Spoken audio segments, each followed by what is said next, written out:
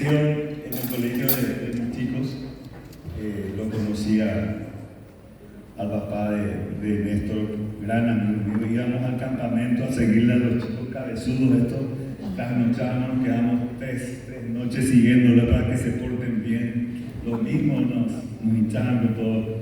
Y bueno, siempre... No teníamos que...